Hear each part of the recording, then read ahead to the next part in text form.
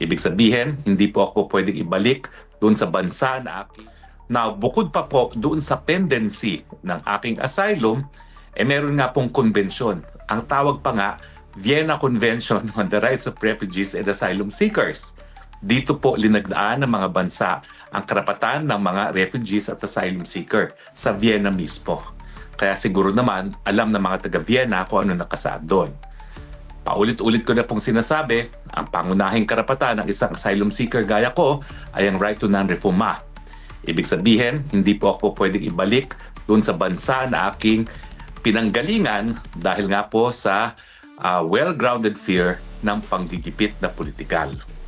Malinaw po yan. Hindi po pwedeng ma-deport dahil kasapi po ang Austria habang hindi pa po natatapos ang aking asylum application sa Austria.